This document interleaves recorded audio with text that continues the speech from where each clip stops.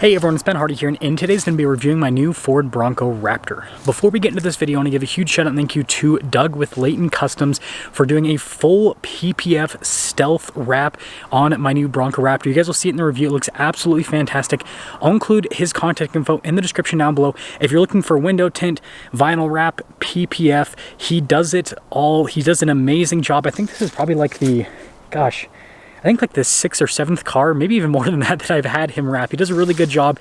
He's located in Murray, Utah, for those of you that are wondering. Like I said, contact info in the description down below. And with that being said, let's get into the Raptor review.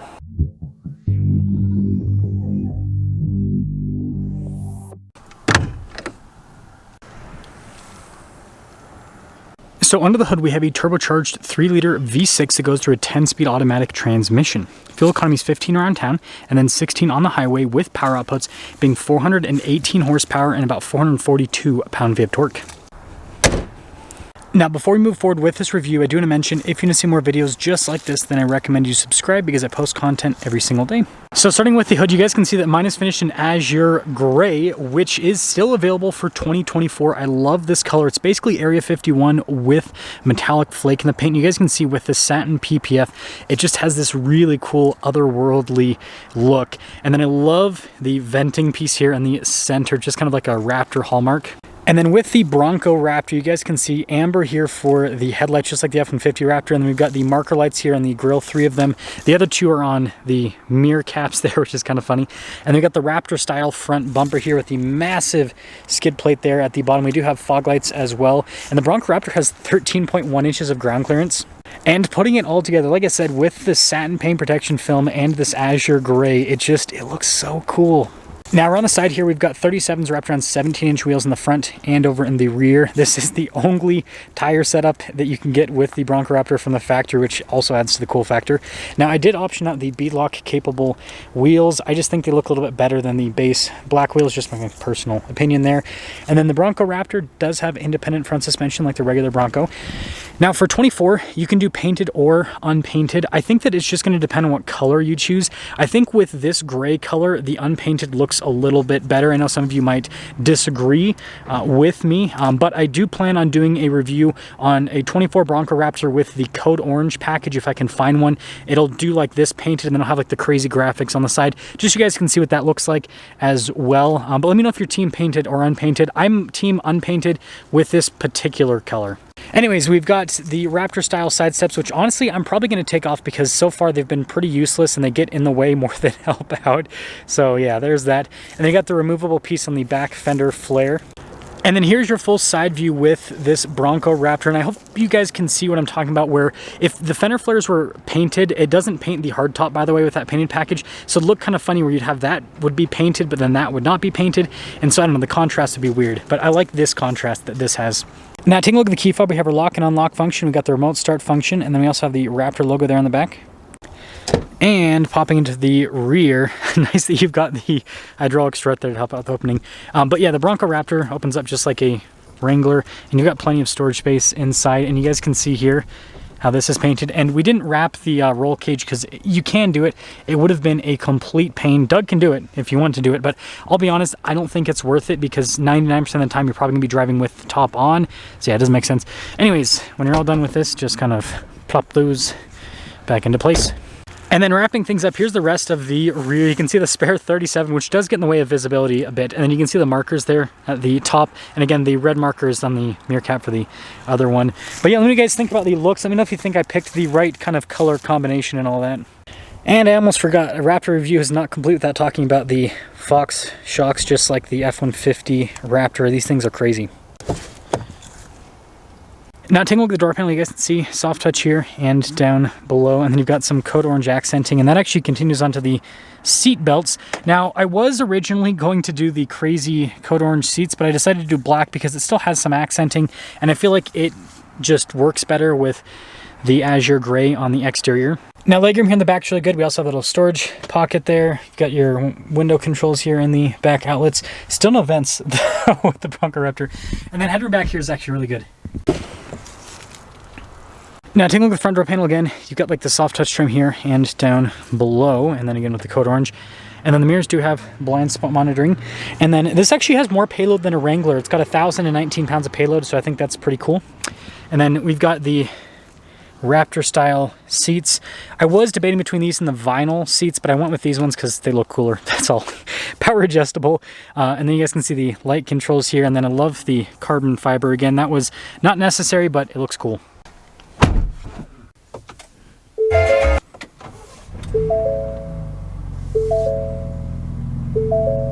Now taking a look at the steering wheel, we've got the Raptor style steering wheel, so marker there at the top, and then you got the cut orange stitching, and then tons of carbon fiber with the Raptor logo.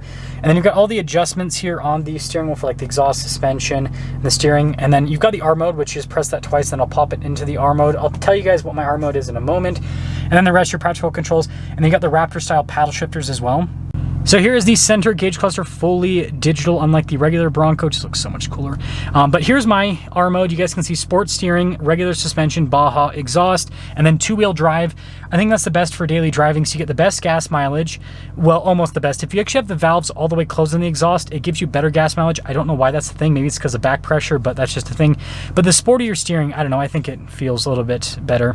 And then the Bronco Raptor does come with a 360 camera system, which is very nice because this is a big vehicle. It's as wide as the F-150 Raptor, but lengthwise, it's pretty close to a Jeep Wrangler. It's just the width that's crazy. And then as for the infotainment system itself, it responds really quickly. It's easy to use. You've got the sidebar just like other loaded up Fords.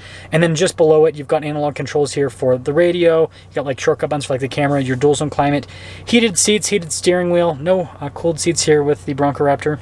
And then the Bronco Raptor does in fact come with a stabilizer, bar disconnect, front and rear locking differentials, trail turn assist, stability control, and then your hazard light button up there too. But yeah, all the off-road stuff. And then I like the dash here. It is hard to the touch, but it just, I don't know, it has a cool look. And then Bronco there.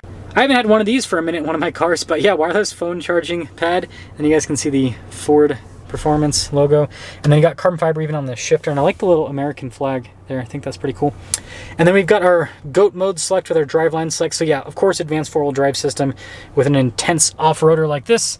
And then you've got all of the different off-road modes that you can go between, including the Baja and a rock crawl mode. And this is a vehicle that can actually Baja and rock crawl very, very well. And then you guys can see window controls here, and then mirror adjustment controls. And then we've got the Raptor in the center console. And just have my garage door opener for now. And then something to note is the glove box in the Bronco Raptor is definitely bigger than the Wrangler glove box. And then we got 6 auxiliary switches for all the items. One of the fog lights is tied into auxiliary switch number 1. And then the insulation with this, way better than a Wrangler. Now taking a look at the window sticker of the Bronco Raptor, and yeah, pricing did go up. So mine's basically fully loaded with all of the options, and yeah, if you're getting a 24 Bronco Raptor, $99,130, this is roughly going to be around what yours is going to be fully loaded. Again, depending on the exact options. If you don't do fully loaded, you can be closer to like the 90,000 range, but yeah, I mean, the base price is now mid 80s, so yeah. Let's see how it drives.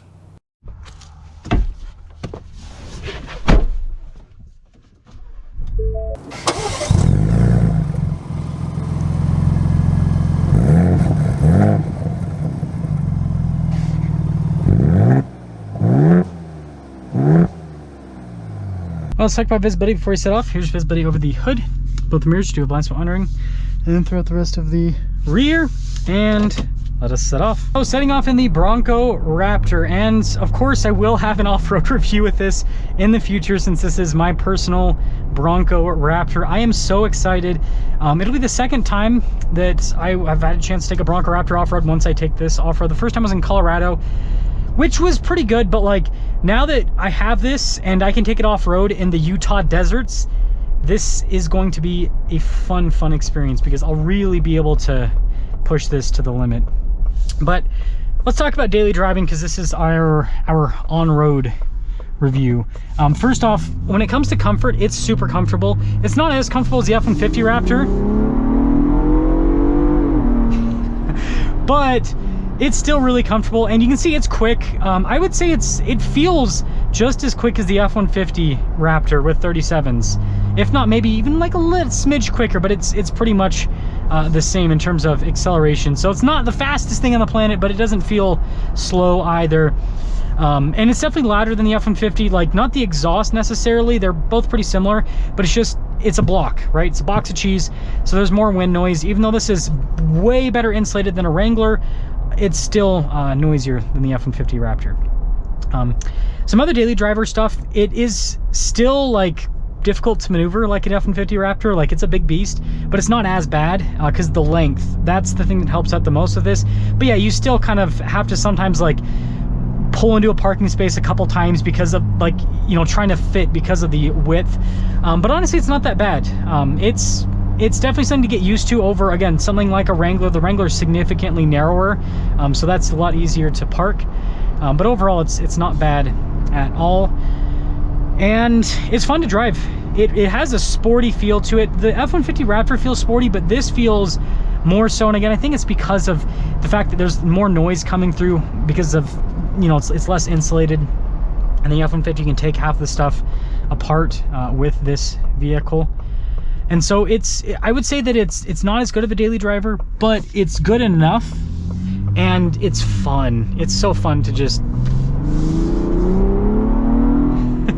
it's so fun to just drive around. And I think the thing that's the most fun, and this just goes with Raptors in general, is like anything on road that you're going to encounter, speed bumps or train tracks or anything like that, it turns into like another thing of fun on your daily drive. Because like in a regular car, you're like, oh, I better slow down a little bit here. Whereas in this, you're like, pedal to the metal, right? And try to jump over them or whatever. Not recommending that, but it's a temptation whenever you're driving a Raptor. So overall, the Bronco Raptor, I would say objectively, is a better daily driver than any Jeep. Well, I should say any Wrangler, rather. Wrangler or Gladiator. But it is wider, so that's the only downside. That's outside of that's literally it. It's just the width. Sometimes not like on roads, but just parking, the width gets in the way. And then compare the F-150 Raptor. Yeah, it's not as good on road in terms of the daily driver stuff, but it's a little bit more exciting to drive, and it's comfortable enough.